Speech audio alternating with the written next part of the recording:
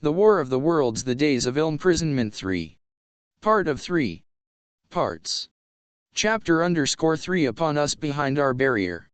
At a later date we began to feel less danger of their eyes, for to an eye in the dazzle of the sunlight outside our riage must hail iron blank blackness, but at first the slightest suggestion of approach drove us into the scullery in heart-throbbing retreat. Yet terrible as was the danger we inculcated, the attraction of peeping Ivis for both of us if _, and I recall now with a son of wonder that, in spite oft infinite danger in which we were starvation and a still more terrible death, we could yet struggle bitterly for that horrible privilege of sight. We would race across the kitchen in a grotesque way, eagerness and the dread of making a noise, and strike each other, and thrust and kick, within a few inches of exposure. The fact is that we had absolutely incompatible dispositions and habits of thought and action, and our danger and isolation only accentuated them. Compatibility _. At Halliford I had already come to hate the curate's trick of helpless exclamation, his stupid rigidity of Minkel, his endless muttering monologue vitiated every effort I made to think out a line of action, and drove me at times, thus pent up and intensified, almost to the verge of craziness. He was as lacking restraint as a silly woman. He would weep for hours together, and I verily that to the very end this spoiled child of life thought his weak tears some way efficacious. And I would sit in the darkness unable to keep my mind off him by reason of his importunities. He ate more than I did, and at Ivis in vain I pointed out that our only chance of life was to stop in the house until the Martians had done with their pit, that in that long patience a time might presently come when we should need food. He ate and drank impulsively in heavy meals at long intervals. He slept little. As the days wore on, his utter carelessness of any consideration so intensified our distress and danger that I had, much as I loathed doing it, to resort to threats, and at last to blows. That brought him to reason for a time. But he was one of those weak creatures, void of pride, timorous, anemic, hateful souls, frill of shifty cunning, who face neither God nor man, who face not even themselves. It is disagreeable for me to recall and write these things, but I set them down that my story may lack nothing. Those who hail escaped the dark and telltale aspects of life will find my brutality, my flash of rage in our final tragedy, easy enough to blame, for they know what is wrong as well as any, but not what is possible to tortured men.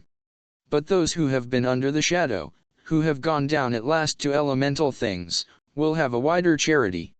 And while within we fought out our dark, dim contest of whispers, snatched food and drink, and gripping hands and blows, without, in the pitiless sunlight of that terrible June, was the strange wonder, the unfamiliar routine of the Martians in the pit. Let me return to those first new experiences of mine _. After a long time I ventured back to the peephole, to find that the newcomers had been reinforced by the occupants of no fewer than 3 of the fighting machines. These last had brought with them certain fresh appliances that in an orderly manner about the cylinder. The second handling machine was now completed, and Ivis busied in serving one oft novel contrivances the big machine had brought. This was a body resembling a milk can in its general form, which oscillated a pear-shaped receptacle, and from which a stream of white powder flowed into a circular basin _. The oscillatory motion was imparted to this by one tentacle of the handling machine.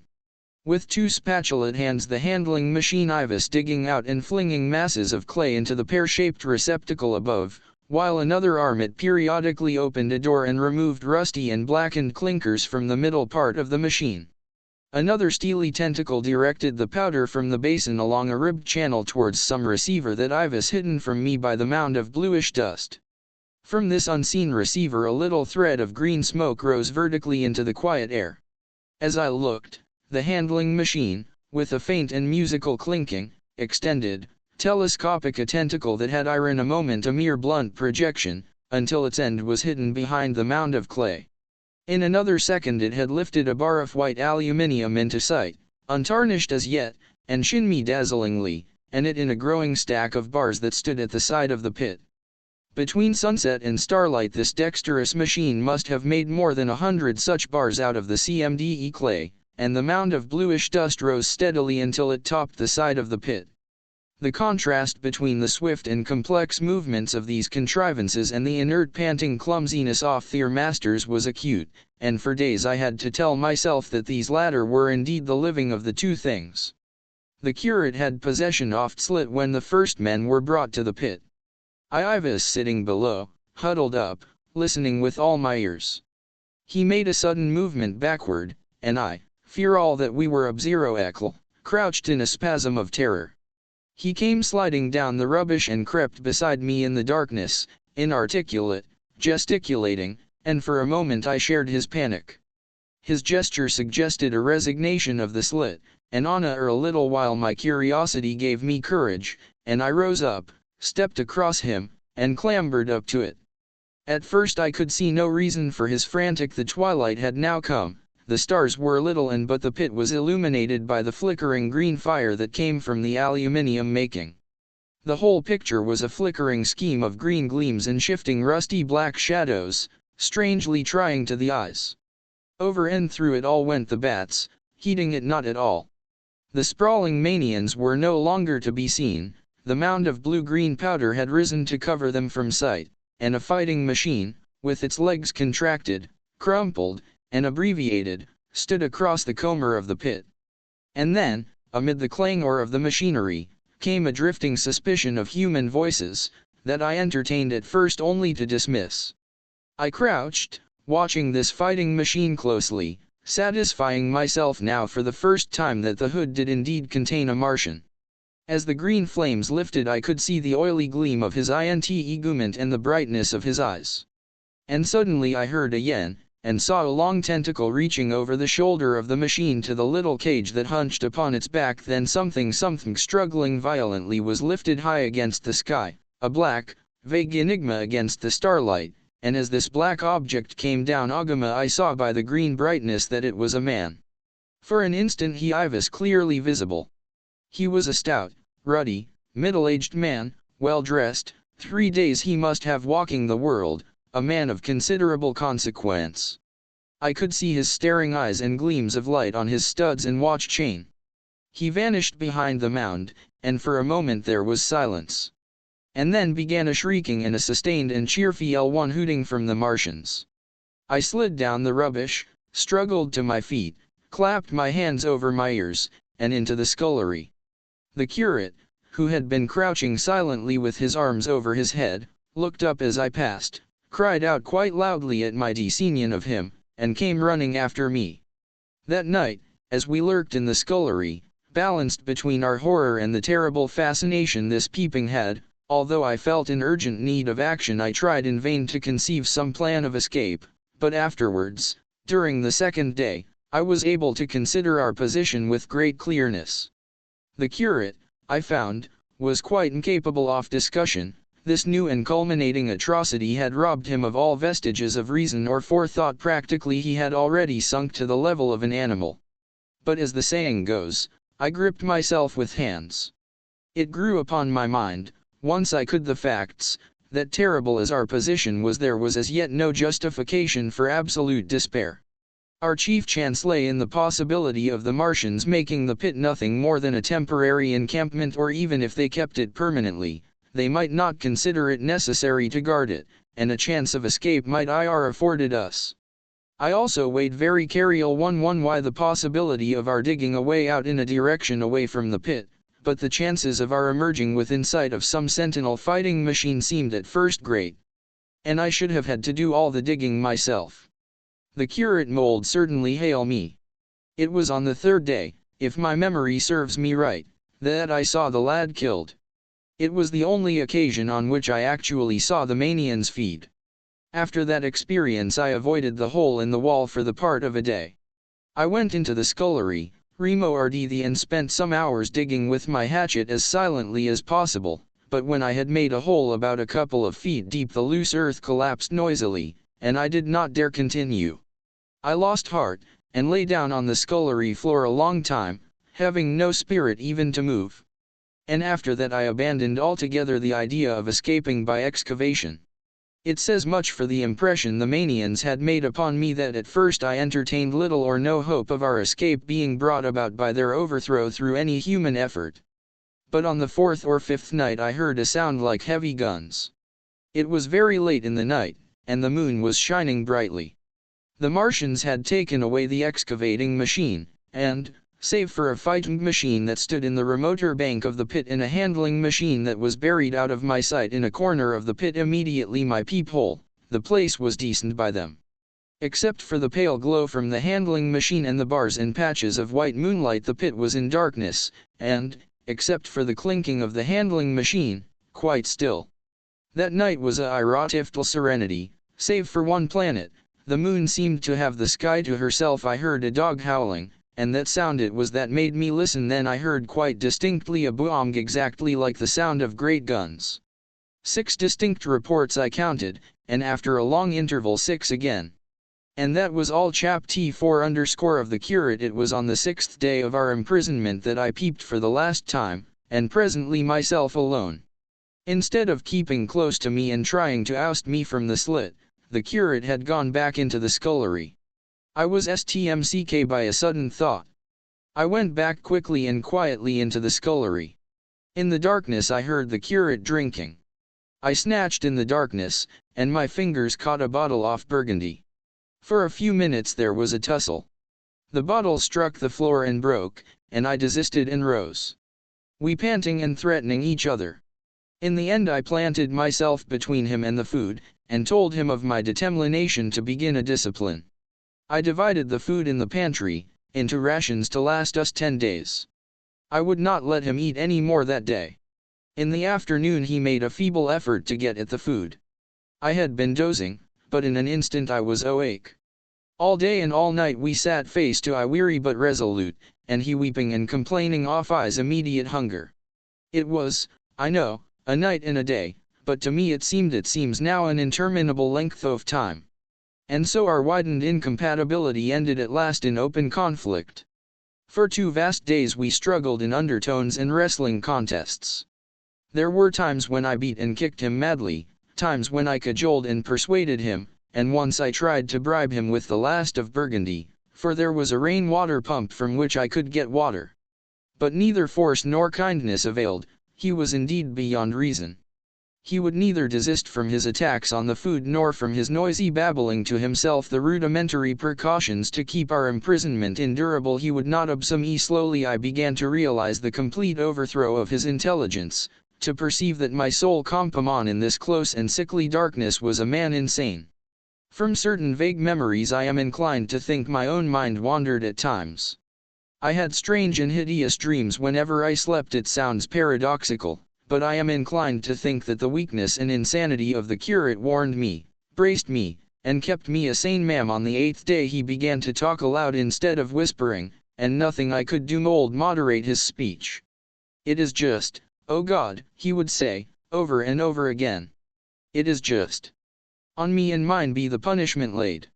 We have sinned, we have fallen shorn. There was poverty, sorrow, the poor were trodden in the dust, and I held my peace. I preached acceptable folly. My God, what folly, when I should have stood up, though I died for it, and called upon them to repent. Oppressors of the poor and needy _____. The winepress of God. Then he would suddenly revert to the matter of the food I withheld from him, praying, begging, weeping, at last threatening. He began to raise his voice. I prayed him not to. He perceived a hold on me. He threatened he would shout and bring the Martians upon us. For a time that scared me, but any concession would have shortened our chance of escape beyond estimating. I defied him, although I felt no assurance that he might not do this thing. But that day, at any rate, he did not. He talked with his voice rising slowly, through the greater part of the 8th and 9th days, threats, entreaties, mingled with a T01 of half-sane and always frothy repentance, his vacant sham of God's service, such as made me pity him. Then he slept a while, and began again with renewed strength, so loudly that I must needs make him desist. Be still. I implored. He rose to his knees, for he had been sitting in the darkness near the copper. I have been still too long, he said, in a tone that must hail reached the pit, and now I must bear my woe unto this unfaithful city. Woe! Woe! Woe!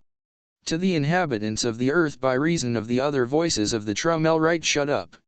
I said, rising to my feet, and in a terror lest the Martians should hear us. For God's sake nay, shouted the curate, at the top of his voice, standing likewise and extending his arms. Speak. The word of the Lord is upon me. In 3 strides he was at the door leading into the kitchen. Must bear my eye go. It has already too long delayed. I put out my hand and felt the meat chopper hanging to the wall. In a flash I was on him. I was fierce with fear. Before he was half-way across the kitchen I had overtaken him. With one last touch of humanity I tumbled the blade back and struck him with the butt. He went headlong and lay stretched on the ground. I stumbled over him and stood panting. He lay still. Suddenly I heard a noise, the nun and smash of slipping plaster, and the triangular aperture in the wall Ivis darkened.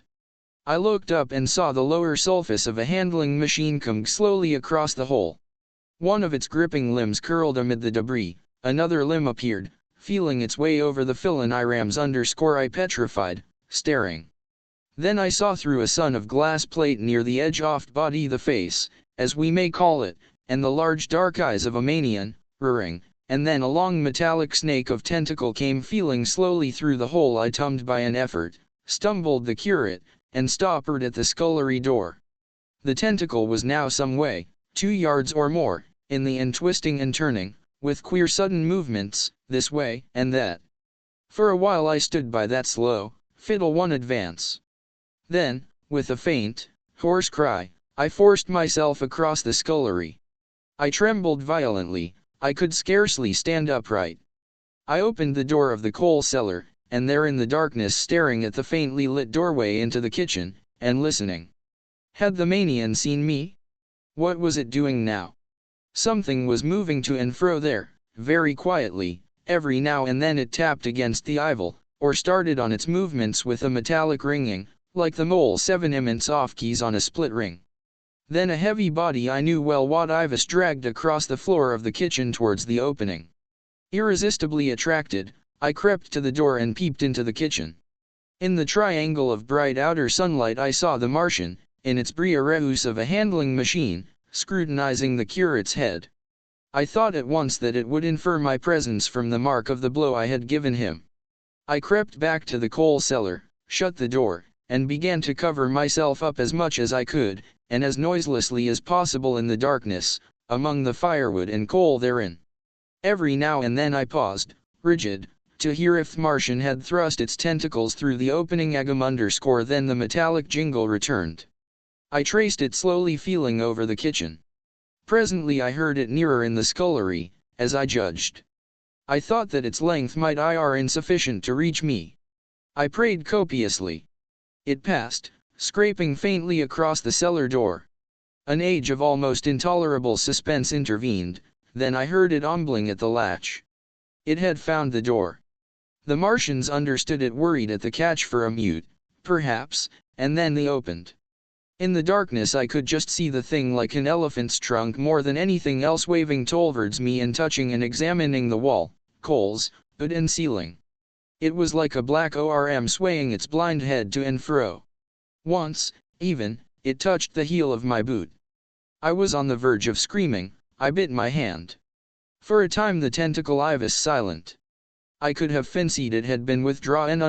Presently, with an abrupt click, it gripped something I thought it had me, and seemed to go out of the cellar again. For a minute I was not sure. Apparently it had taken a lump of coal to examine. I seized the opportunity of slightly shifting my position, which had come cramped, and then listened. I whispered passionate prayers for safety. Then I heard the slow, deliberate sound creeping towards me. Slowly it drew near, scratching against the walls and tapping the humiture. I was still doubtful. It rapped smartly against the cellar door and closed it.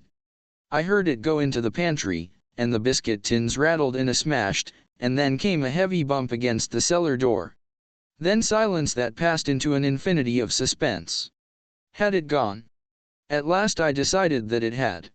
It came into the scullery no more, but I lay all the 10th day in the close darkness, buried among coals and firewood, not daring even to crawl out for the drink for which I craved. It was the 11th day before I ventured so far from my security. Chapter the stillness. My first act ere I went into the pantry was to the befiveen the kitchen and the scullery. But the pantry was empty, every scrap of food had gone. Apparently, the Martian had taken it all on the previous day. At that discovery I despaired for the first time. I took no drill K either, on the 11th or the 12th day. At first my mouth and throat were parched, and my strength ebbed sensibly. I sat about in the darkness oft scullery, in a state of despondent wretchedness. My mind ran on eating. I thought I had become deaf, for the noises of movement I had been accustomed to hear from the pit had ceased absolutely. I did not feel strong enough to crawl noiselessly to the peephole, or I would have gone there. On the 12th day my throat was so painful that, taking the chance of alarming the Manians, I attacked the creaking rain-water pump that stood by the sink, and got a couple of glassfuls of blackened and tainted rain-water. I was greatly refreshed by this, and emboldened by the fact that no inquiring tentacle followed the noise of my pump during these days. In a rambling, inconclusive way, I thought much of the curate and of the manner of his death. On the 13th day I drank some more water, and dozed and thought disjointedly of eating and of vague impossible plans of escape. Hennier I dozed I dreamt of H01-table phantasms, oft death of the curate, or of sumptuous dinners, but, asleep or awake, I felt a keen pain that urged me to drill K again and agime. The light that came into the scullery was no longer grey, but red. To my disordered imagination it seemed the colour of blood. On the 14th day I went into the kitchen, and I was surprised to find that the ferments of the red weed had grown right across the hole in the wall, turning the half-light of the place into a crimson-colored obscurity. It was early on the 15th day that I heard a curious, familiar sequence of sounds in the kitchen, and, listening, identified it as the snuffing and scratching of a dog. Going into the kitchen, I saw a dog's nose peering in through a break among the ruddy ferments. This greatly surprised me. At the scent of me he barked shortly. I thought if I could induce him to come into the place quietly I should be able, perhaps, to kill and eat him, and in any case, it mould be advisable to kill him, lest his actions attracted the attention of the Manians. I crept forward, saying good dog, very softly, but he suddenly withdrew his head and disappeared. I listened. I was not deaf, but certainly the pit was still. I heard a sound like the flutter of a bird's wings, and a hoarse croaking, but that was all. For a long while I lay close to the peephole, but not daring to move aside the red plants that obscured it. Once or twice I heard a faint pitter-patter, the feet of dog going hither and thither on the sand far below me, and there were more bird-like sounds, but that was all. At length, encouraged by the silence, I looked out, except in the corner, where a multitude of crows hopped and fought over the skeletons of the dead the Maltians had consumed. There was not a living thing in the pit. I stared me, scarcely believing my eyes. All the machinery had gone. Sal 7E for the big mound of grayish-blue powder in one corner, certain bars of aluminium in another, the black birds, and the skeletons oft killed. The place was merely an empty circular pit in the sand. Slowly I thrust myself out through the red weed, and upon the mound of rubble. I could see in any direction save behind me, to the north, and neither Martians nor sign of Manians were to be seen. The pit dropped sheerly from my feet, but a little way along the nubbish afforded a practicable slope to the summit of ruins. My chance of escape had come. I began to tremble. I hesitated for some time, and am a gust of desperate resolution, and a heart that violently, I scrambled to the top of the mound in which I had been buried so long. I looked again. To the northward, too, no Manian was visible. When I had last seen this part of Sheen in the daylight it had been a straggling street of comfortable white and red houses, interspersed with abundant shady trees. Now I own a mound of smashed brickwork, clay, and gravel, over which spread a multitude of red cactus-shaped plants, knee-high, without a solitary terrestrial growth to dispute their footing. The trees near me were dead and broad, but farther a network of red thread scaled the still living stems. The neighboring houses had all wrecked, but none had been burned, their rivals sometimes to the second story, with smashed windows and shattered the red weed grew tumultuously in their roofless below me was the great pit, with the crows struggling its a number of other birds hopped about among the ruins. Far away I saw a gaunt cat slink crouchingly along a wall, but traces of men there were none. The day seemed, by contrast with my recent confinement, dazzlingly bright, the sky a glowing blue. A gentle breeze kept the red weed that covered every scrap of unoccupied ground gently swaying. And oh, the sweetness of the air. Chapter 6 The work off 15 days For some time I stood tottering on the mound regardless of me safety. Within that noisome den from which I had emerged I had thought with a narrow intensity only of our immediate security. I had not realized what had been happening to the world, had not anticipated this startling vision of unfamiliar things. I had expected to see sheen in ruins. One found me the landscape, weird and lurid, of another planet. For that moment I touched an emotion beyond the common range of men, yet one that the poor beings we dominate know only too well. I as a rabbit might feel returning to his burrow and suddenly confronted by the work of a dozen busy navvies digging the foundations of a house. I felt the first inkling of a thing that presently grew quite clear in my mind, that oppressed me for many days, a sense of dethronement, a persuasion that I was no longer a master, but an animal among the animals, under the Martian heel. With us it would as with them, to lurk and watch, to nun and hide, the fear and empire of man had passed away. But so soon as this strangeness had been realized it passed, and my dominant modal became the hunger of my long and dismal fast. In the direction away from the pit I saw, a red-covered wall, a patch of garden ground unburied. This gave me a hint, and I went knee-deep, and sometimes neck-deep, in the red weed. The density of the weed gave me a reassuring sense of hiding. The wall was some 6 feet high, and when I attempted to clamber it I found I could not lift my feet to the crest, so I went along by the side of it, and came to a corner and a rock that enabled me to get to the top, and tumble into the garden I coveted.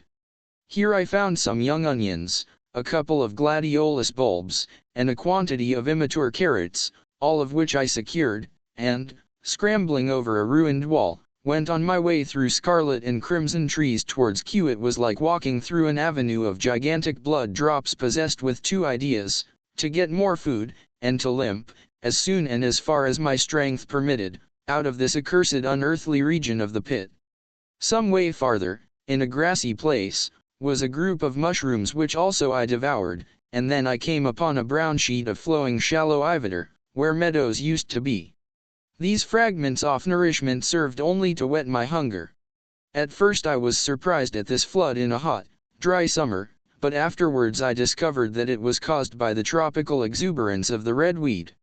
Directly this extraordinary growth encountered water it straightway became gigantic and of unparalleled fecundity. Its seeds were simply poured down into the iviter of the Wey and Thames, and its swiftly growing and titanic water ferments choked those RIRRS_ at Putney. As I afterwards saw, the bridge was almost lost in a tangle of this weed, and at Richmond, too, the Thames water poured in a broad and shallow stream across the meadows of Hampton and Twickenham. As the iviter spread the weed followed them, until the ruined villas of the Thames Valley were for a time lost in this red swamp, whose margin I explored. And much of the desolation the Manians had caused was concealed. In the end the red weed succumbed almost as quickly as it had spread. A Karl-Kering disease, due, it is believed, to the action of certain bacteria, presently seized upon it. Now by the action of natural selection, all terrestrial plants acquired a resisting power against bacterial diseases. They never succumb without a severe struggle, but the red weed rotted like a thing already decayed. The ferments became bleached, and then shriveled and brittle. They broke off at the least touch, and the waters that had stimulated their early growth carried their last vestiges out to sea. My first act on coming to this water was, of course, to slake my thirst. I drank a great deal of it and, moved by an impulse, gnawed some ferments off red weed, but they were watery, and had a sickly, metallic taste. I found the water was sufficiently shallow for me to wade securely, although the red weed impeded my feet a little, but the flood evidently got due towards the RIL 7ER, and I turned back to Mon Lake _ I managed to make out the road by means of occasional ruins of its villas and fences and lamps, and so presently I got out of this spate and made my way to the hill going up towards Roehampton and came out on Putney Common. Here the scenery changed from the strange and unfamiliar to the wreckage of the familiar _ patches of ground exhibited the devastation of a cyclone, and in a few score yards I would come upon perfectly spaces, houses with their blinds trimly drawn and doors closed, as if they had iron left for a day by the owners, or as if their inhabitants slept within. The red weed was less abundant, the tall trees along the lane were free from the red creeper. I hunted for among the trees, finding nothing, and I also raided a couple of silent houses, but they had already iron broken into and ransacked. I rested for the remainder of the daylight in a shrubbery, being, in my enfeebled condition, too fatigued to push on. All this time I saw no human beings, and no signs of the Martians. I encountered a couple of hungry-looking dogs, but B.Th. hurried circuitously away from the advances I made them. Near Roehampton I had seen human skeletons, not bodies, but skeletons, picked clean, and in the wood by me I found the shed and scattered of several cats and rabbits and the skull of a sheep. But though I gnawed parts of these in my mouth, there I was nothing to got from them. After sunset I struggled on along the road towards Putney, where I think the heat ray must have been used for some reason. And in the garden beyond Roehampton I got a quantity of immature potatoes, sufficient to stay my hunger _ from this garden one looked down upon Putney and the river _ the of the place in the dusk was singularly desolate, blackened trees, blackened, desolate mints, and down the hill the sheets of the flooded river, red tinged with the weed. And over all silence. It filled me indescribable terror to thoroughly how swiftly that desolating change had come. For a time I believed that mankind had been swept out of existence, and that I stood there alone, the last man left alive. Hard by the top of Putney Hill I came upon another skeleton, with the arms dislocated and removed several yards from the rest off body. As I proceeded I became more and more convinced that the extermination of mankind was, save for such stragglers as myself, already accomplished in this part of the world. The Manians, I thought, had gone on and left the country desolate, seeking food elsewhere. Perhaps even now they were destroying Berlin or Pans, or it might they had gone non-Hivard _ chapter _ 7 _ the man on Putney Hill ISRRNT that night in the inn that stands at the top of Putney Hill, sleeping in a made bed for the first time since my flight to Leatherhead. I will not tell the needless trouble I had breaking into that house afterwards. I found the front was on the latch, nor how I ransacked every room for until just on the verge of despair, in what seemed to me to be a servant's bedroom, I found a rat-gnawed crust and 2 tins of pineapple.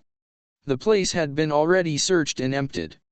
In the bar I afterwards found some biscuits and sandwiches that had iron 0RR100 ked _ the latter I could not eat, they were too rotten, but the former not only stayed my hunger, but filled my pockets. I lit no lamps, fearing some Martian might come beating that part of London for food in the night. Before I went to bed I had an interval of restlessness, and prowled from window to window, out for some sign of these monsters. I slept little. As I lay in bed I found myself thinking consecutively, a thing I do not remember to have done since my last argument with the curate. During all the intervening time my mental condition had been a hurrying succession of vague emotional states or a sort of stupid receptivity. But in the night my reinforced, I suppose, by the food I had grew clear again, and I thought. 3 things struggled for possession of my mind: the killing oft curate, the of the Manians, and the possible fate of my wife. The former gave me no sensation of horror or remorse to recall, I saw it simply as a thing done, a memory infinitely disagreeable but quite the quality of remorse. I saw myself then as I see myself now, driven step by step towards that hasty blow, the creature of a sequence of accidents leading inevitably to that. I felt no condemnation, yet the memory, static, unprogressive, haunted me. In the silence oft night, I'veth that sense oft nearness of God that sometimes comes into the stillness and the darkness. My trial, my only trial, for that moment of wrath and fear _ I retraced every step of our conversation from the moment when I had found him crouching beside me, heedless of my thirst, and pointing to the fire and smoke that streamed up from the ruins of Weybridge. We had been incapable of cooperation. Grim chance had taken no heed of that. Had I foreseen, I should have left him at Halliford but I did not foresee, and crime is to foresee and do. And I set this down as I set all this story down, as it was. There were no witnesses. All these things I might have concealed. But I set it down, and the reader must form his judgment as he will. And when, by an effort, I had set aside that picture of a prostrate body, the problem of the Martians and the fate of my wife. For the former I had no data. I could imagine 100 things, and so, unhappily, I could for the latter. And suddenly that night became terrible. I found myself sitting up in bed, staring at the dark. I found myself praying that the heat ray might have suddenly and painlessly struck her out of being. Since the night of my return from Leatherhead I had not prayed. I had uttered prayers, fetish prayers, had prayed as heathens mutter charms when I was in extremity, but now I prayed indeed, pleading steadfastly and sanely, to with the darkness of Gaukel's strange night. Strangest in this, that so soon as dawn had come, I, who had talked with God, crept out of the house like a rat leaving its hiding place, a creature scarcely larger, an inferior animal, a thing that for any passing whim of our masters might are hunted and killed. Perhaps they also prayed confidently to God. Surely, if we have learned nothing else, this war has taught us pity for those witless souls that suffer our dominion. The Mong was bright and fine, and the eastern sky glowed pink, and was fretted with little golden clouds. In the road that runs from the top of Putney Hill to Wimbledon was a number of poor vestiges of the panic T01 tent that must have poured London onward on the Sunday night after the fighting began. There was a little two-wheeled cart inscribed with the name of Thomas Lobb, greengrocer, New Malden, with a smashed wheel and an abandoned tin hunk. There was a straw hat trampled into the now hardened mud, and at the top of West Hill a lot of blood-stained glass, the 0R1 tumbed water trough. My movements were languid, my plans of the vaguest. I had an idea of going to Leatherhead, though I knew that there I had the poorest chance of finding my wife. Certainly, unless death had overtaken them suddenly, my cousins and she would have fled thence, but it seemed to me I might find or learn there whither the Surrey people had fled. I knew I wanted to find that my heart ached for her and the world of men, but I had no clear idea how the finding might be done. I was also sharply aware now of me intense loneliness. From the corner I went, under CMA of a thicket of trees and bushes, to the edge of Wimbledon stretching wide and far. That dark expanse was lit in patches by yellow gorse and broom. There was no red weed to be seen, and as I prowled, hesitating, on the verge of the open, the sun rose, flooding it all light and vitality. I came upon a busy swarm of little frogs in a swampy place among the trees. I stopped to look at them, drawing a lesson from their stout resolve to live. And presently, turning suddenly, an odd feeling of being watched, I something crouching amid a clump of bushes. Regarding this I made a step towards it, and it rose up and became a man armed with a cutlass. I approached him slowly. He stood silent and motionless. Regarding as I drew nearer I perceived he was dressed in clothes as dusty and filthy as my own. He looked, indeed, as though he had been dragged through a culvert. Nearer, I distinguished the green slime of ditches mixing the pale drab of dried clay and shiny, coaly patches. His black hair fell over his eyes, and his face was dark and dirty and sunken, so that at first I did not recognize him. There was a red cut across the lower part of his stop, he cried, when I was 10 yards of him, and I stopped. His voice was hoarse. "Where do you come from?" he said. I thought, surveying him. "I come from Mortlake," I said. "I was buried near the pit the Martians made about their cylinder _ I have worked my way out and escaped." "There is no food about here," he said. "This is my country. All this hill down to the river, and back to Clapham, and up to the edge of the common. There is only food for one. Which way are you going?" I answered slowly. "I don't know. I have been buried in the ruins of a house 13 or 14 days. I don't know what has happened." He looked at me doubtfully, then staffed, and looked with a changed expression. "'T've no wish to stop about here," said I. "I think I shall go to Leatherhead, for my wife was there." He shot out a pointing finger. It is you, said he, the man from Woking. And you weren't killed at Weybridge. I recognized him at the same moment. You are the artilleryman who came into my garden. Good luck, he said. We are lucky ones. Fancy you. He put out a hand, and I took it.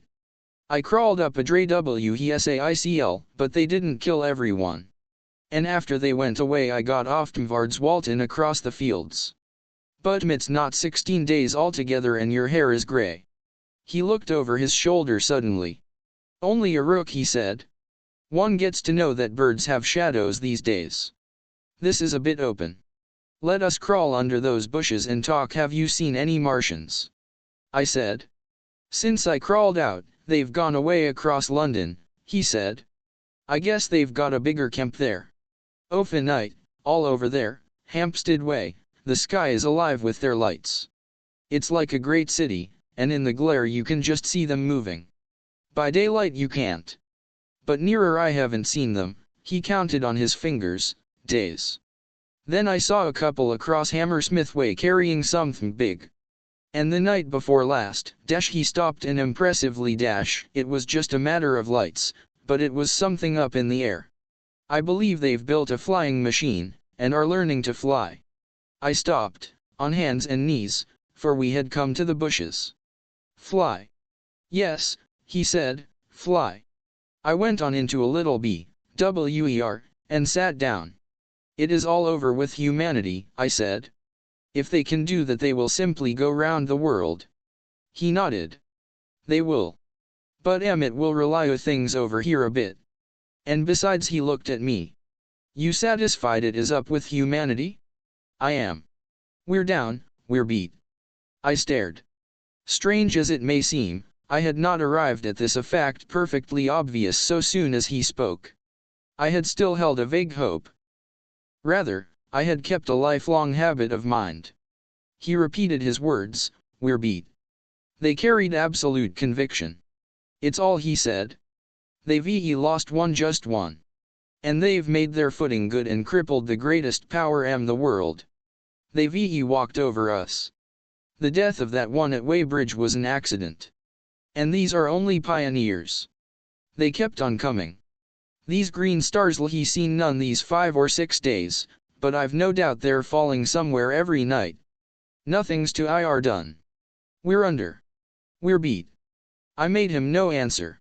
I sat staring here for me, trying vain to devise some countervailing thought.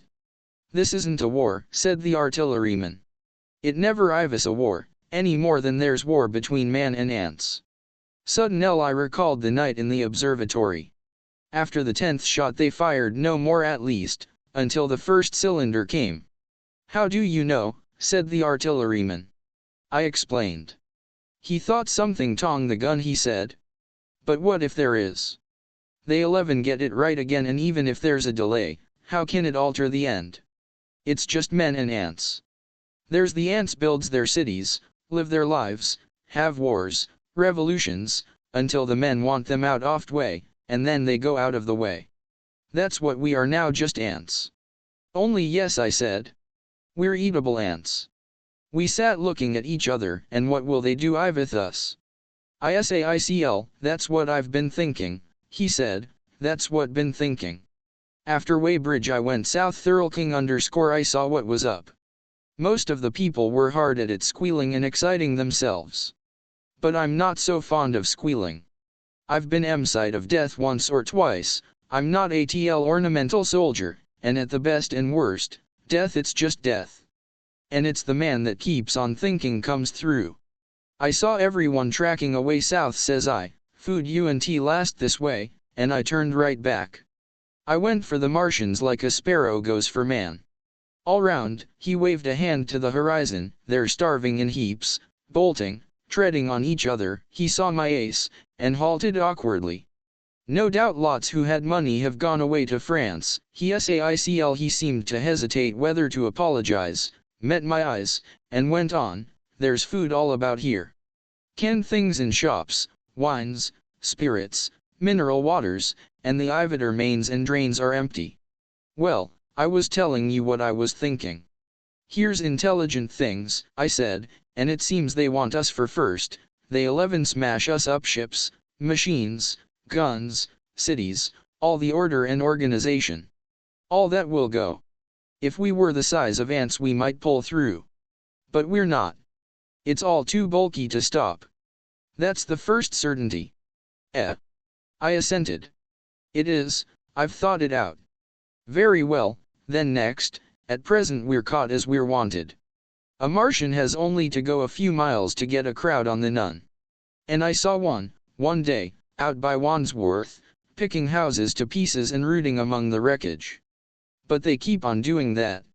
So soon as they've settled all our guns and ships, and smashed our railways, and done all the things they are doing over there, they will begin catching us systematic, picking the best and storing us in cages and things. That's what they'll start doing in a bit. Lord! They haven't begun on us yet. Don't you see that? Not begun! I exclaimed. Not begun. All that's happened so far is through our not having the sense to keep quiet, worrying them with guns and such foolery. And losing our heads, and rushing off in crowds to where there isn't any more safety than where we were. They don't want to us yet. They're making their things, making all the things they couldn't bring, with getting things ready for the rest of their very likely. That's why the cylinders have stopped for a bit, for fear of hitting those who are here. And instead of our rushing blind, on the Hull, or getting dynamite on the chance off busting them up, we've got to fix ourselves up according to the new state of affairs. That's how I figure it out. It isn't quite according to what a man invents for his species, but it's what the facts point to. And that's the principle I acted. Cities, nations, civilization, progress, it's all over. That game's up. We're beat. But if that is so, what is there to live for? The artilleryman looked at me for a moment. There won't any more blessed concerts for a million years or so, there won't any Royal Academy of ANS, and no nice little feeds at restaurants. If it's amusement you're after, I reckon the game is up. If you've got any drawing room manners or a dislike to eating peas with a knife or dropping H's, you'd chuck 'em away. They ain't no use. You mean I mean that men like me are going on living for the sake oft breed. I tell you, I'm grim set on living. And if I'm not mistaken, you'll show what insides you've got, too, ere for long. We aren't going to be exterminated. And I don't mean to be caught either, and tamed and inbred like a thundering ox. Ugh! Fancy those brown crickers. You don't mean to say I do. I'm gone, under their feet. I got it planned, I've thought it out. We men are beat. We don't know enough, we've got to learn before we've got a chance. And we've got to and keep independent while we learn. See? That's what has to be done. I stared, astonished, and stirred profoundly by the man's resolution. Great God, cried L, but you are a man indeed. And suddenly I gripped his hand. He said, with his eyes shining. T've thought it out, Go on, I said. Well, those who mean to escape their catching must get ready. I'm getting ready, mind you. It isn't all of us that are made for Ivolt, and that's what it's got to be. That's why I watched you. I had my doubts. You're slender. I didn't know that it was you see, or just how you'd been buried. All these the sort of people that lived in these houses, and all those damn little clerks that used to live down that way, they'd be no good. They haven't any spirit in them, no proud drearns and no proud lusts, and a man who hasn't one or the other, Lord, what is he but flunk and precautions? They just used to skedaddle off to Mork. I've seen hundreds bit of breakfast in hand, running wild and shining to catch their little season ticket train, for fear theft get dismissed if they didn't, working at businesses they were afraid to take the trouble to understand, skedaddling back for fear they wouldn't be in time for dinner, keeping indoors after dinner for fear off back streets, and sleeping with the wives they married, not because they wanted them, but they had a bit of money that would make for safety in their one little miserable skedaddle through the world. Lives insured and a bit invested for fear of accidents. And on Sundays fear of the hereafter. As if hell was built for rabbits. Well, the Martians will just be a godsend to these. Nice roomy cages, fattening food, carry L1 breeding, no worry. After a week or so chasing about the fields and lands on empty stomachs, they'll come and be caught. Kirill_, they'll be quite glad after a bit. They'll wonder what people did before there were Martians to take care of them, and the bar loafers, and mashers, and singers. I can imagine them. I can imagine them, he said, a sort of somber gratification. There'll be any amount of sentiment and religion loose among them. There's hundreds of things I saw with my eyes that only begun to see clearly these last few days. There's lots will take things as they are, fat and stupid, and lots will be worried by a sort of feeling that it's all wrong, and that they ought to be doing something. Now when things are so that a lot of people feel they ought to be doing something, the weak, and those who go weak with a lot of complicated thinking, always make for a sort of do-nothing religy_, very pious and superior, and submit to persecution and the evil oft Lord. Very likely you've seen the same thing. Its energy in a gale of flunk, and turned clean inside out. These cages will be all of psalms and hymns and piety. And those of a less simple sort will work in a bit of eroticism. He paused. Very likely these Martians will make earts of some of them, train them to do tricks. Who knows, get sentimental over the pet boy who grew up and had to be killed. And some, maybe, they will train to hunt us. No, I cried, that's impossible. No human being, that's the good of going on with such lies, said the artilleryman. There's men who'd do it. _4 / nonsense to pretend they're, and I succumbed to his conviction. If they come after me, he said, Lord, if they come after me, and subsided into a grim meditation. I sat contemplating these things. I could find nothing to bring against this man's reason. In the days before the invasion, no one would hail questioned my intellectual superiority to his eye, a professed and recognized writer on philosophical themes, and he, a common soldier, and yet he had already formulated a situation that I had scarcely realized. Are you doing? I said presently. What plans have you made? He hesitated. Well, it's like this, he said. What have we to do? We have to invent a sort of life where men can live and breed, and be sufficiently secure to bring the children up. Yes, wait a bit, and I'll make it clearer what I think ought to done. The tame ones will go like all tame beasts. In a few generations they'll are big, beautiful, rich-blooded, stupid rubbish. The risk is that we who keep wild will go savage, degenerate into a sort of big, savage rat. You see, how I mean to live is underground. Been thinking the drains. Of course those who don't know drains think horrible things, but under this London are miles and miles, hundreds of miles, and a few days' rain and London empty will leave them sweet and clean. The main drains are big enough and airy enough for anyone. Then there's cellars, vaults, stores, from which bolting passages may be made to the drains. And the railway tunnels and subways. You begin to see? And we form a band able-bodied, clean-minded men. We're not going to pick up any rubbish that drifts. I'm weaklings. Go out again as you meant me to go. Well, I parleyed, didn't I? We won't quarrel about that. Go on. Those who stop obey orders. Clean-minded women we haven't, also mothers and teachers. No lackadaisical ladies, no blasted rolling eyes. We can't have any yeek or silly.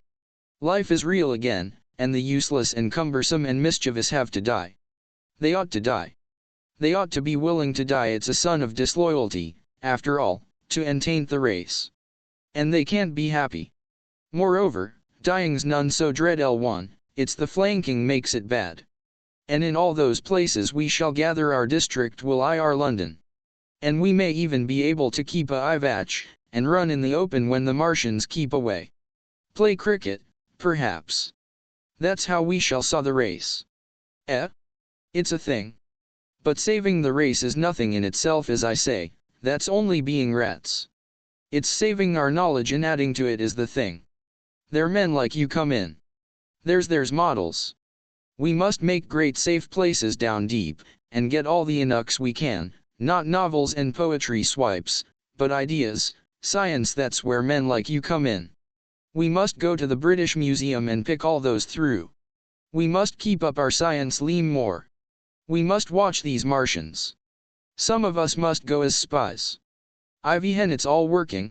I will get caught, I mean, and the great thing is, we must leave the Martians alone. We mustn't even steal. If we get in their way, we clear out. We must show them we mean no harm. Yes, I know. But they're intelligent things, and they won't hunt us down if they hal 7 all they haven't, and Thurl K, we're just harmless weemen. The artilleryman paused and laid a brown hand upon my arnie. After all, it may not be so much we may have to learn. Just imagine this 4 or 5 off-their fighting machines suddenly starting off heat rays right in full, and not a Dartien in, not a Martian in, but men who have learned the way how. It may be in my time, even those men. Fancy having one of them lovely things, with its heat ray wide and free. Fancy having it in control. What would it matter if you smashed to smithereens at the end of the run, after a bust like that? I reckon the Martians'll open their beautiful eyes. Can't you see them, man? Can't you see them hurrying, puffing and blowing and hooting to their other mechanical affairs? Something out of gear in every case. And swish, bang, rattle, swish. Just as they are alm-oneing over it, swish comes the heat ray, and, behold, man has come back to his own. For a while the imaginative daring of the artilleryman, and the tone of assurance and courage he assumed, completely dominated my mind. I believed unhesitatingly in his forecast of human destiny and in the practicability of his astonishing scheme, and the reader who Thurl K's me susceptible and foolish must contrast his reading steadily with all his thoughts about his subject, and mine, crouching fearfully in the bushes and listening, distracted by apprehensia till we talked in this murmur through the early morning time, and later crept out of the bushes, and, after scanning the sky for Martians, huffied precipitately to the house on Putney Hill where he had made his lair.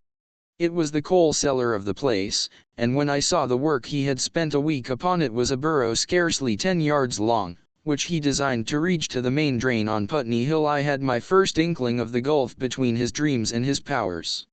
Such a hole I could dug in a day. But I belied in him sufficiently to work with him all that morning until past midday at his digging. We had a garden barrow and shot the earth we removed against the kitchen range.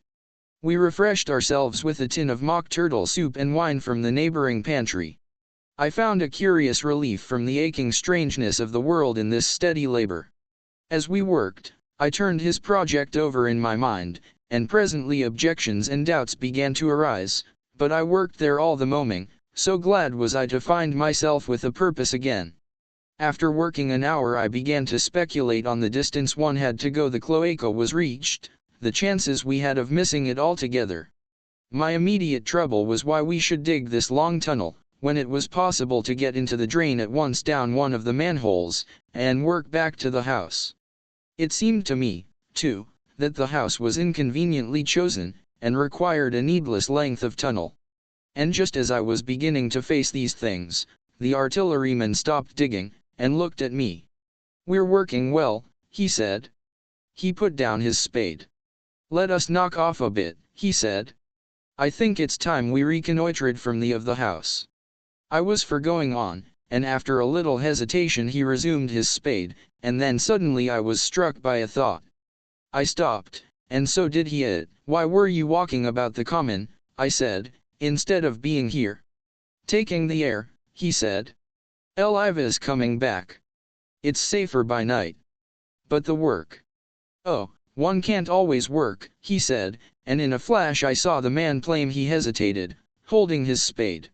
"We ought to reconnoitre now," he said, "because if any come near they may hear the spades and drop upon us unawares." I was no longer disposed to object. We went together to the roof, and on a ladder peeping out off door. No Martians were to be seen, and we out on the tiles, and slipped down under shelter off parapet. From this position a shrubbery hid the greater portion of Putney, but we could see the river below, a bubbly mass off Redweed, and the low parts of Lambeth flooded and red. The red creeper swarmed up the trees about the old palace, and their branches stretched gaunt and dead, and set with shriveled leaves, from amid its clusters. It was strange how entirely dependent both these things were upon flowing water for their propagation. Us neither had gained a footing. Laburnums, pink maize, snowballs, and trees of vitae, rose out of laurels and hydrangeas, green and brilliant into the sunlight. Beyond Kensington dense smoke was rising, and that in a blue haze hid the northward hills. The artilleryman began to tell me of the sort of people who still remained in London. "One night last week," he said, "some fools got the electric light in order, and there was all Regent Street and the Circus ablaze, crowded with painted and ragged drunkards, men and women, dancing and shouting till dawn. A man who was there told me. And as the day came they became aware of a fighting machine standing nearby the Langham and looking down at them. Heaven knows how long he had been there. It must hell 7 he given some of them a nasty term. He came down the road towards them, and picked up nearly 100 too drunk or frightened to run away. Grotesque gleam of a time no history will ever fully describe. From that, in answer to my questions, he came round to his grandiose plans. He grew enthusiastic. He talked so eloquently of capturing a fighting machine that I more than half believed in him again. But now that I was beginning to understand something of his quality, I could divine the stress he laid on doing nothing precipitately. And I noted that now there was no question that he personally was to capture and fight the great machine. After a time we went down to the cellar. Neither of us seemed disposed to resume digging, and when he suggested a meal, I was nothing loath. He became suddenly very generous, and when we had eaten he went away and returned with some excellent cigars. We lit these, and his optimism glowed. He was inclined to regard my coming as a great occasion. "There's some champagne in the cellar," he said. "We can dig better on this Thames side Burgundy," said I. "No," said he, "I am host today. Champagne! Great God! We've a heavy enough task here for us. Let us take a rest and gather strength while we may. Look at these blistered hands." And pursuant to this idea of a holiday, he insisted upon playing cards after we had eaten. He taught me euchre, and after dividing London between us, I taking the Nonherne side and he the southern, we played for parish points. Grotesque and foolish as this will seem to the sober reader, it is absolutely true, and what is more remarkable, I found the card game and several others we played extremely interesting. Strange mind of man! That, with our species upon the edge of extermination or appalling degradation, with no clear prospect us but the chance of a horrible death, we could sit following the chance of this painted pasteboard, and playing the joker with vivid delight. Afterwards he taught me poker, and I beat him at 3 tough chess games. When dark came we decided to take the risk, and lit a lamp. After an interminable string of games, we supped, and the artilleryman finished the champagne. We went on smoking the cigars. He was no longer the energetic regenerator of his species I had encountered in the morning. He was still optimistic, but it was a less kinetic, a more thought-all optimism. I remember he wound up with my health, proposed in a speech of small variety and considerable intermittence. I took a cigar, and went upstairs to it, the lights of which he had spoken that blazed so greenly along the Highgate hills. At first I stared unintelligently across the London valley. The northern hills were shrouded in darkness, the fires near Kensington glowed redly, and now and then an orange-red tongue of flame flashed up and vanished in the deep blue night. All the rest of London was black. Then, nearer, I perceived a strange light, a pale, violet-purple fluorescent glow, quivering under the night breeze. For a space I could not understand it, and then I knew that it must be the red weed from which this faint irradiation proceeded. With that realization my dormant sense of wonder, my sense of the proportion of things, awoke again. I glanced from that to Mars, red and clear, glowing high in the east, and then gazed long and earnestly at the darkness of Hampstead and Highgate. I remained a very long time upon the roof, wondering at the grotesque changes of the day. I recalled my mental states from the midnight prayer to the foolish card playing. I had a violent revulsion of feeling. I remember I flung away the cigar with a certain Ivastfil1 symbolism. My folly came to me with glaring exaggeration till I seemed a traitor to my wife and to my kind. I was filled with remorse. I resolved to leave this strange undisciplined dreamer of great things to his drollerie and gluttony, and to go on into London. There, it seemed to me, I had the chance of learning what the Martians and my fellow men were doing. I was still upon the late moon rose. Chap ter___ dead London. After I had parted from the artilleryman, I went down the hill, and by the high street across the bridge to Fulham. The red weed was tumultuous at that time, and nearly choked the bridge roadway, but its ferns were already whitened in patches by the spreading disease that presently it so swiftly. At the corner of the lane that runs to Putney Bridge Station a man lying. He was as black as a sweep with the black dust, alive, but helplessly and speechlessly drunk. I could get nothing from him but curses and furious lunges at my head. I think I should have stayed by him but for the brutal expression of his face. There was black dust along the roadway from the bridge onwards, and it grew thicker in Fulham. The streets were horribly quiet. I got food sour, hard, and mouldy, but quite eatable in a baker's shop here. Some way towards Walham Green the streets became clear of powder, and I passed a white terrace off houses on fire. The noise of the burning was an absolute relief. Gone towards Brompton, the streets were quiet again. Here I came once more upon the black powder in the streets, and upon dead I saw altogether about a dozen in the length of the Fulham road. They had dead many days, so that I hurried quickly past them. The black powder covered them over, and softened their outlines. One or two had been disturbed by dogs. Were there no black powder, it was curiously like a Sunday in the city, with the closed shops, the houses locked up and the blinds drawn, the desertion, and the stillness. In some places plunderers had been at work, but rarely at other than the provision and wine shops. A jeweller's window had been broken open in one place, but apparently the thief had been disturbed, and a number of gold chains and a watch lay scattered on the pavement. I did not trouble to touch them. Farther on was a tattered woman in a heap on a doorstep. The hand that hung over her knee was gashed and bled down her rusty brown dress, and a smashed magnum of champagne formed a pool across the pavement. She seemed asleep, but she was dead. The farther I penetrated into London, the profounder grew the stillness. But it was not so much the stillness of death at Ivis, the stillness of suspense, of expectation. At any time the destruction that had already singed the non-west end of the metropolis, and had annihilated Ealing and Kilburn, might strike among these houses and leave them smoking ruins. It was a city condemned and derelict. In South Kensington the streets were clear of dead and of black powder. At Ivis near South Kensington that I first heard the howling. It crept almost imperceptibly upon my senses. It was a sobbing alternation of two notes, gulla, gulla, gulla, gulla, keeping on perpetually.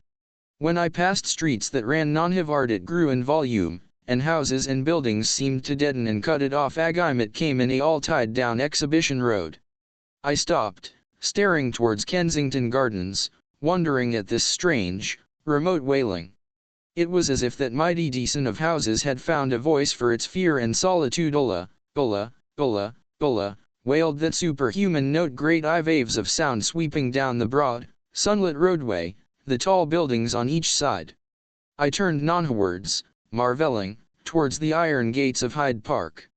I had half a mind to break into the Natural History Museum and find my way up to the summits of the towers, in order to see across the park, but I decided to keep to the ground, where quick hiding was possible, and so went on up the Exhibition Road.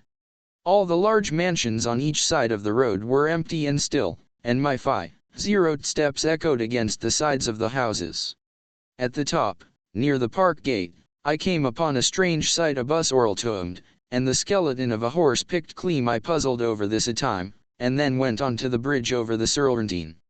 The voice grew stronger and stronger, though I could see nothing the housetops on the non-side oft park, save a haze of smoke to the northwest.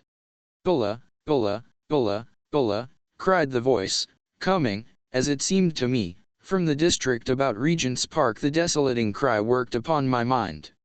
The mood that had sustained me passed. The wailing took possession of me. I found I was intensely weary, footsore, and now again hungry and thirsty. It was already past noon. High was I wandering alone in this city of the dead? Why was I alone when all London was lying in state, and in its black shroud? I felt intolerably lonely. My mind ran on old friends that I had forgotten for years.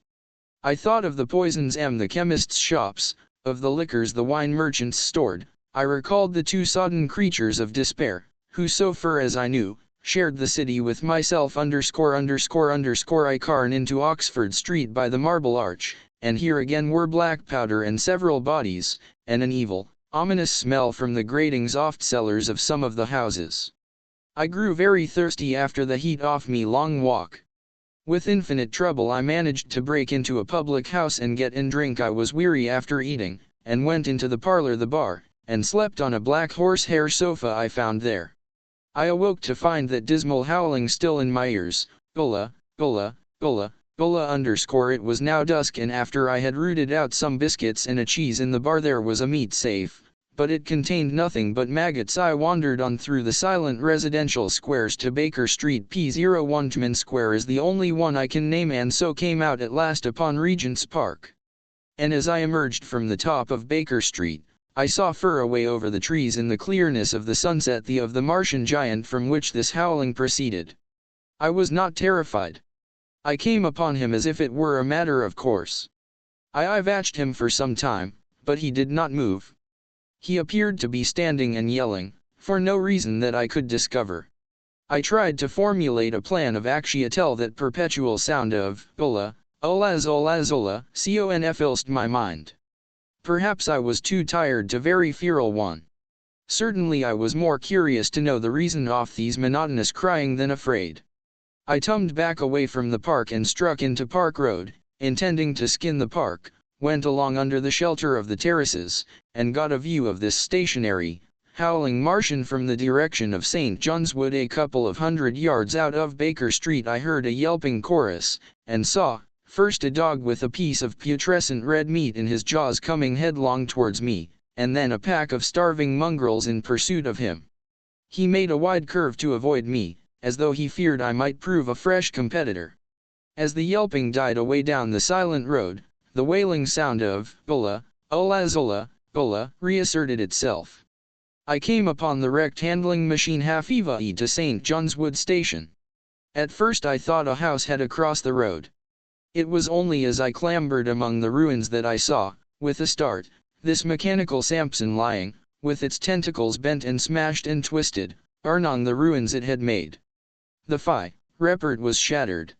It seemed as if it had blindly straight at the house, and had iron overwhelmed in its overthrow _ It seemed to me then that this might have happened by a handling machine escaping from the guidance of its Martian. I could not clamber among the mints to see it, and the twilight was now so far advanced that the blood with which its seat was smeared, and the gnawed gristle of the Martian that the dogs had left, were invisible to me. Wondering still more at all that I had seen, I pushed on towards Primrose Hill. Far away, through a gap in the trees, I saw a second Martian, as motionless as the first, standing in the park towards the zoological gardens, and silent. A little beyond the ruins about the smashed handling machine I came upon the red weed again, and found the Regent's Canal, a spongy mass of dark red vegetation. As I crossed the bridge, the sound of Ulla, Ulla, Ulla _ ceased. It was, as it were, cut off. The silence came like a thunderclap. The dusky houses me stood faint and tall and dim, the trees towards the park were growing black. All about me the red weed clambered among the ruins, writhing to get me in the dimness. Night, the mother of fear and mystery, was coming upon me. But while that voice sounded, the solitude, the desolation, had been endurable. By virtue of it London had still seemed alive, and the sense of life about me had upheld me. Then suddenly a change, the passing of something I knew not what, and then a stillness that could felt. Nothing but this gaunt quiet. London about me gazed at me spectrally. The eye windows in the white houses were like the eye sockets of skulls. My imagination found 1,000 noiseless enemies moving. Terror seized me, a horror of my temerity. In front of me the road became pitchy black as though it was tarred, and I saw a contorted shape lying across the pathway. I could not bring myself to go on. I tumbled down St. John's Wood Road, and ran headlong from this unendurable stillness towards Kilburn. I hid from the night and the silence, until long after midnight, in a cabman's shelter in Harrow Road. But ere for the dawn my courage returned, and while the stars were still in the sky I turned once more towards Regent's Park. I missed my way among the streets, and presently saw down a long avenue, in the half-light of the early dawn, the curve of Primrose Hill on the summit, towering up to the fighting stars, was a third Martian, erect and motionless like the others. An insane resolve possessed me. I'm old, die and end it. And I would save myself you and the trouble of killing myself. I marched on recklessly towards this Titan, and then, as I drew nearer and the light grew, I saw that a multitude of black birds was circling and clustering about the hood. At that my heart gave and I began running along the road. I hurried through the red weed that choked St. Edmund's Teltis. I waded breast high across a torrent of water that was rushing down from the waterworks towards the Albert Road and emerged upon the grass before the rising of the some great mounds had been heaped the crest of the hill, making a huge redoubt of it at Ivis, the final and largest place the Martians had made, and from behind these heaps there rose a thin smoke against the sky. Against the skyline an eager dog ran and disappeared. The thought that had flashed into my mind grew real, grew credible. I felt no fear, only a wild, trembling exultation, as I ran up the hill towards the motionless monster. Out of the hood hung lank shreds of brown, at which the hungry birds pecked and tore. In another moment I had scrambled up the earthen rampart and stood upon its crest, and the interior of the redoubt Ivis below me. A mighty space it was, with gigantic machines here and there within it, huge mounds of material and strange shelter places. And scattered about it, some in their oval-turned war machines, some in the now rigid handling machines, and a dozen often stark and silent and laid in a row, were the Martians dead, slain by the putrefactive and disease bacteria against which their systems were unprepared, slain as the red weed was being slain, after all man's devices had by the humblest things that God, in his wisdom, has put upon this earth, for so it had come about, as indeed I and many men might have foreseen. Had not terror and disaster blinded our MMDS_ these germs of disease have taken toll of humanity since the beginning of things, taken toll of our pre-human ancestors since life began here. But by virtue of these natural selection of our kind we have developed resisting power, to no germs do we succumb without a struggle, and to many those that cause putrefaction in dead matter, for instance our living frames are altogether immune. But there are no bacteria in Mars, and directly these invaders lived, directly they drank and fed, our microscopic allies began to work their overthrow. Already when I watched them they were irrevocably doomed, dying and rotting even as they went to and fro. It was inevitable. By the toll of a billion deaths man has bought his birthright of the earth, and it is his against all comers. It would still his were the Martians 10 times as mighty as they are. For neither do men live nor die in vam_ here and there they were scattered, nearly 50 altogether, in that great gulf they had made, o'ertaken by a death that must hail seemed to them as incomprehensible as any death could to me also at that time this death was incomprehensible. All I knew was that these things that had been alive and so terrible to men were dead. For a moment I believed that the destruction of Sennacherib had Iron repeated, that God had repented, that the angel of death had slain them in the night. I staring into the pit, and my heart lightened gloriously, even as the rising sun struck the world to fire about me with his rays. The pit was still in darkness, the mighty engines, so great and in their power and complexity, so unearthly in their tortuous forms, rose UEI_RD and vague and strange out oft shadows towards the light. A multitude of dogs, I could hear, height over that lay darkly in the depth of the pit, below me. Across the pit on its farther lip, flat and vast and strange, lay the great flying machine with which they had Iron experimenting upon our denser atmosphere when decay and death arrested them. Death had come not a day soon. At the sound of a cawing overhead I looked up at the huge fighting machine that would fight no more ever, at the tattered red shreds of flesh that down upon the zero-return seats on the summit of Primrose Hill. I turned and looked down the of the hill to where, enhaloed now in birds, stood those other 2 Martians that I had seen overnight, just as death had overtaken them. The one had died, even as it had Iron crying to its companions, perhaps it was the last to die, and its voice had gone on perpetually until the force of its machinery was exhausted. They glittered now, harmless tripod towers of shining metal, in the brightness of the rising sun. All the pit, and saved as by a miracle from everlasting destruction, stretched the great mother of cities. Those who have only seen London veiled in her sombre of smoke can scarcely imagine the naked clearness and beauty oft silent wilderness of houses. Eastward, over the blackened ruins of the Albert Terrace and the splintered spire of the church, the sun blazed dazzling in a clear sky, and here and there some facet in the great wilderness of Rui caught the light and glared with a white intensity. Northward were Kilburn and Hampstead, blue and crowded with houses. Westward the great city was dimmed, and southward, beyond the Manians, the green waves of Regent's Park, the Langham Hotel, the dome of the Albert Hall, the Imperial Institute, and the giant mansions of the Brompton Road came out clear and little in the sunrise, the jagged mints of Westminster rising hazily beyond. Far away and blue were the Surrey Hills, and the towers of the Crystal Palace glittered like THW silver rods. The dome of St. Paul's Ibis dark against the sunrise, and injured, I saw for the first time, by a huge gaping cavity on its western side. And as I looked at this wide expanse off houses and factories and churches, silent and abandoned, as I thought of the multitudinous hopes and efforts, the innumerable hosts of lives that had gone to build this human reef, and oft swift and ruthless destruction that had hung over it all, when I realized that the shadow had been rolled back, and that men might still in the streets, and this dear vast dead city of mine be once more alive and powerful, I felt a wave of emotion that was near akin to tears. The torment was over.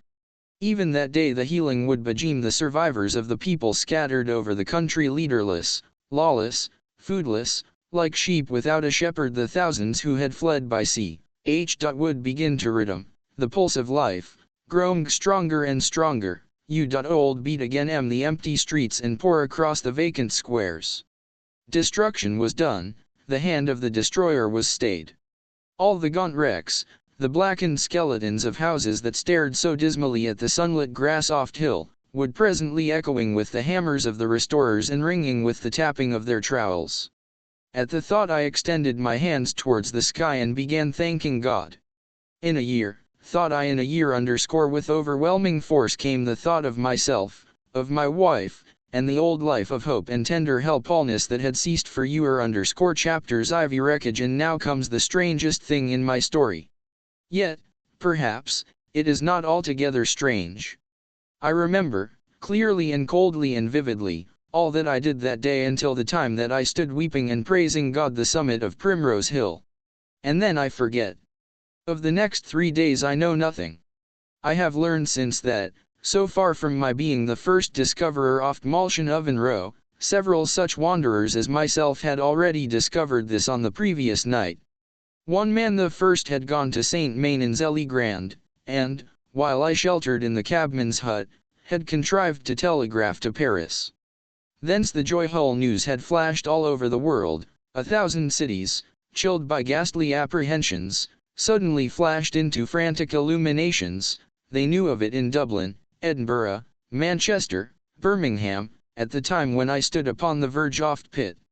Already men, weeping with joy, as I have heard, shouting and staying their work to shake hands and shout, were mocking up trains, even as near as Crewe, to descend upon London. The church earls that had ceased a fortnight since suddenly caught the news, until all England was bell-ringing. Men on cycles, lean-faced, unkempt, scorched along every country lane shouting of unhoped deliverance, shouting to gaunt, staring figures of despair. And for the food. Across the Channel, across the Irish Sea, across the Atlantic, corn, bread, and meat were tearing to our relief. All the shipping in the world seemed going London onward in those days. But of all this I hail no memory. I drifted a demented man. I found myself in a house of kindly people, who had found me on the 3rd day wandering, weeping, and raving through the streets of St. John's Wood. They told me since that I was singing some insane doggerel about the last man left alive. Hurrah! The last man left alive. Troubled as they were their own affairs, these people, whose name, much as I would like to express my gratitude to them, I may not even give here, nevertheless cumbered themselves me, sheltered me, and protected me from myself. Apparently they had learned something of my story from me during the days of my lapse. Very gently, when my mind was assured again, did they break to me what they had learned of the fate of Leatherhead. 2 days after I was imprisoned it had been destroyed, with every soul in it, by a Martian. He had swept it out of existence, as it seemed, without any as a boy might nush an ant-hill, in the mere wantonness of power. I was a lonely man, and they were very kind to me. I was a lonely man and a sad one, and they bore with me. I remained with them 4 days after my recovery. All that time I felt a growing craving to look once more on whatever remained of the little life that seemed so happy and bright in my past. It was a mere hopeless desire to feast upon my misery. They dissuaded me. They did all they could to divert me from this morbidity, but at last I could resist the impulse no longer, and, promising faithfully to return to them, and parting, as I will confess, from these 4-day friends with tears, I went out again into the streets that had lately been so dark and strange and empty. Already they were busy with returning people, in places even there were shops open, and I saw a drinking fountain running water I remember how mockingly bright the day seemed as I went back on my melancholy pilgrimage to the little house at Woking, how busy the streets and vivid the moving life about me. So many people were abroad everywhere, busied in 1,000 activities, that it seemed incredible that any great proportion of the population could have been slain. But then I noticed how yellow were the skins of the people I met, how shaggy the hair of the men, how large and bright their eyes, and that every other man still wore his dirty rags. Their faces seemed all with one of two expressions, a leaping exultation and energy or a grim resolution. Save for the expression of the faces, London seemed a city off tramps. The vestries were indiscriminately distributing bread sent us by the French government. The ribs of the few horses showed dismally. Haggard special constables' white badges at the corners of every street. I saw little of the mischief wrought by the Martians until I reached Wellington Street, and there I saw the red weed clambering over the buttresses of bridge. At the corner of the bridge, too, I saw one of the common contrasts of that grotesque time, a sheet of paper flaunting against a thicket of red weed, transfixed by a stick that kept it in place. It was the placard of the first newspaper to resume publication, the Daily Mail. I bought a copy for a blackened shilling in my pocket. Most of it was in blank, but the solitary compositor who did the thing had amused himself by making a grotesque scheme of ACH7E1 Ticement stereo on the back page. The matter he printed was emotional. The news organization had not as yet found its way back. I learned nothing fresh except that already in 1 week the examination of Martian mechanisms had yielded astonishing results. Among other things, the article assured me what I did not believe at the time, that the secret of flying was _at Waterloo. I found the free trains that were taking people to their homes. The first rush was already over. There were FRW people in the train, and I was in no mood for casual conversation. I got a compartment to myself, and sat with folded arms, looking greyly at the sunlit devastation that flowed past the eye windows. And just outside the 10 News the train jolted over temporary rails, and on either side of the railway the houses were blackened ruins. To Clapham Junction the face of London was grimy with powder of the black smoke, in spite of 2 days of thunderstorms and rain, and at Clapham Junction the line had been erected again. There were hundreds of out-of-work clerks and shopmen working side by side with the customary navvies, and we were jolted over a hasty relaying. All down the line from there the aspect of the country was gaunt and unfamiliar. Wimbledon particularly had suffered. Walton, by virtue of its unburned pine woods, seemed the least hurt of any place along the line. The Wandle, the Mole, every little stream, was a heaped mass of red weed, in appearance between butcher's meat and pickled cabbage. The Surrey pine woods were too dry, however, for the festoons of the red climber beyond Wimbledon, within sight of the line, in certain nursery grounds, were the heaped masses of earth about the 6th cylinder a number of people were standing about it, and some sappers were busy in the midst of it. Over it flaunted a Union Jack, flapping cheerfully in the moaning breeze. The nursery grounds were everywhere crimson with the weed, a wide expanse of livid color cut with purple shadows, and very painful to the eye. One's gaze went with infinite relief from the scorched greys and sullen reds oft foreground to the blue-green softness of the eastward hills. The line on the London side of Woking Station was still undergoing repair, so I descended at Bifflate Station and took the road to Maybury, past the place where I and the artilleryman had talked to the hussars, and on by the spot where the Martian had appeared to me in the thunderstorm. Here, Moved by curiosity, I tummed aside to FMD, among a tangle of red ferns, the warped and broken dog cart with the whitened oft horse scattered and gnawed. For a time I stood regarding these vestiges. Then I returned through the pine wood, neck high with red weed here and there, to find the landlord oft spotted dog had already found burial, and so came home past the College Arms. A man standing at an open cottage door greeted me by name as I passed. I looked at my house with a quick flash of hope that faded immediately. The door had been forced, it was unfast and was opening slowly as I approached. It slammed again. The quinones of my study fluttered out of the open window from which I and the artilleryman had watched the dawn. No one had closed it since. The smashed bushes were just as I had left them nearly 4 weeks ago. I stumbled into the hall, and the house felt empty. The stair was rummed and discolored where I had crouched, soaked to the skin from the thunders on the night of the catastrophe. Our muddy footsteps I saw still went up the stairs. I followed them to my study, and found lying on my tiding table still, with the seal night paper weight upon it, the sheet of work I had left on the afternoon of the opening of the cylinder. For a space I stood reading over my abandoned arguments. It was a paper on the probable development of Mora 1 ideas with the development of the civilizing process, and the last sentence was the Ofa prophecy. In 200 years, I had written, we may expect, the sentence ended abruptly. I remembered my inability to fix my mind that morning, scarcely a month gone by, and how I had broken off to get my daily chronicle from the newsboy. I remembered how I went down to the garden gate as he came along, and how I had listened to his odd story of men from Mars. I carned down and went into the dining room. There were the mutton and the bread, far gone now in decay, and a beer bottle overturned, just as I and the artilleryman had left them. My home was desolate. I perceived the folly of the feint I had cherished so long. And then a strange thing occurred. It is no use, said a voice. The house is deserted. No one has been here these 10 days.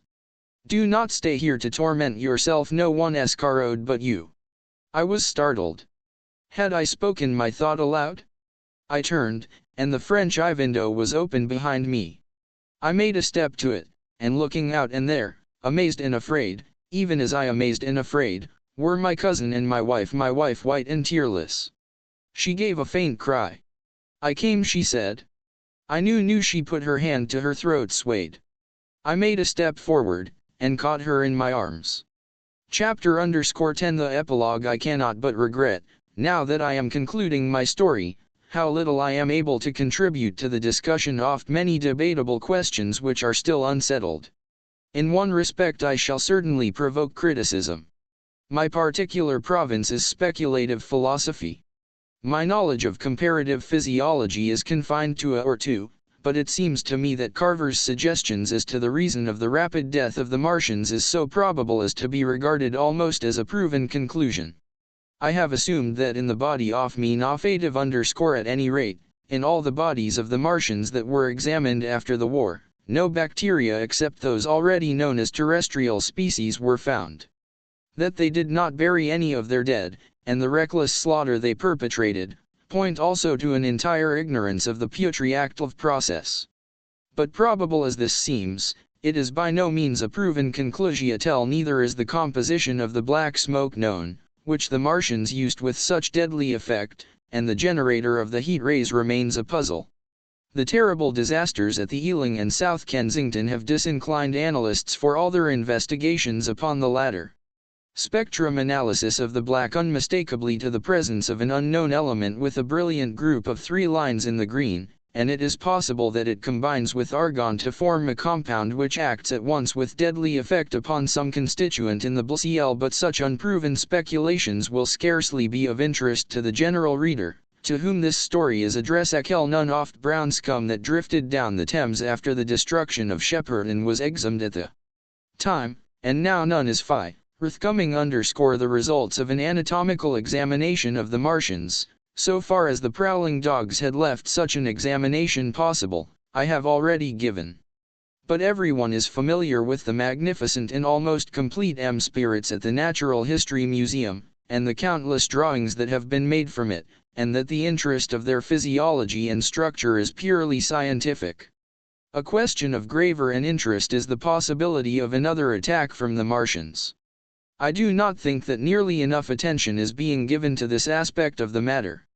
At present the planet Mars is in conjunction, but with every return to opposition I, for one, anticipate a renewal of their adventure. In any case, we should be prepared. It seems to me that it should possible to define the position of the gun from which the shots are discharged, to keep a sustained watch upon this part oft planet, and to anticipate the arrival oft next attack. In that case the cylinder might be destroyed with dynamite or artillery. It was sufficiently cool for the Martians to emerge, or they might be butchered by means of guns so soon as the screw opened. It seems to me that they have lost a vast advantage in the failure of their first surprise. Possibly they see it in the same light. Lessing has advanced excellent reasons for supposing that the Manians have actually succeeded in effecting a landing on the planet Venus. 7 months ago now, Venus and Mars were in alignment with the Sun, that is to say, Mars IVS M opposition from the point of view of an observer on Venus. Subsequently a peculiar luminous and sinuous marking appeared on the unillumined half-oft inner planet, and almost simultaneously a dark mark of a similar sinuous character was detected upon a photograph oft Martian disk. One needs to see the drawings of these appearances in order to appreciate FTLLY their remarkable resemblance in character. At any rate, whether we expect another invasion or not, our views oft human culture must be greatly modified by these events.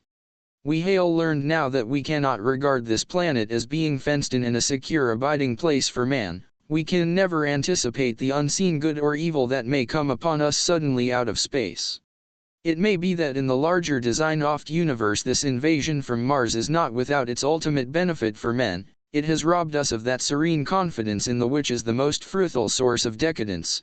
The gifts to human science it has brought are enormous, and it has done much to promote the conception of the commonweal of mankind. It may be that across the immensity of space the Martians have watched the fate of these pioneers of theirs and learned their lesson, and that on the planet Venus they have found a securer settlement. Be that as it may, for many years yet there will certainly be no relaxation of the eager scrutiny oft Martian disk, and those fiery darts of the sky, the shooting stars, will bring with them as they fall an unavoidable apprehension to all the sons of men. The broadening of men's views that has resulted can scarcely be exaggerated. Before the cylinder fell there was a general persuasion that through all the deep of space no life existed. The petty surface of our minute sphere now we see fill there. If the Martians can reach Venus, there is no reason to suppose that the thing is impossible for men, and when the slow cooling of the sun makes this earth uninhabitable, as at last it must do, it may that the thread of life that has begun here will have streamed out and caught our sister planet within its toils. Dim and wonder-hell one is the vision I have conjured up in my mind of life spreading slowly from this little seed bed of the solar system throughout the inanimate vastness of sidereal space. But that is a remote dream. It may on the other hand, that the destruction of the Martians is only a reprieve. To them, and not to us, perhaps, is the ordained. I must confess the stress and danger of the time have left an abiding sense of doubt and insecurity in my mind. I sit in my study writing by lamplight, and suddenly I see again the healing valley below set with writhing flames, and feel the house behind and about me empty and desolate. I go out into the Biflate road, and vehicles pass me, a butcher boy in a cart, of visitors, a workman on a bicycle, children going to school, and suddenly they become vague and unreal, and I hurry again with the artilleryman through the hot, brooding silence. Often night I see the black powder darkening the silent streets, and the contorted shrouded in that layer, they rise upon me tattered and dog-bitten. They gibber and grow fiercer, paler, uglier, mad distortions of humanity at last, and I wake, cold and wretched, in the darkness of the night. I go to London and see the busy multitudes in Fleet Street and the Strand, and it comes across my mind that they are but the ghosts oft past, haunting the streets that I have seen silent and touched, going to and fro, phantasms in a dead city, the mockery of life in a galvanized body.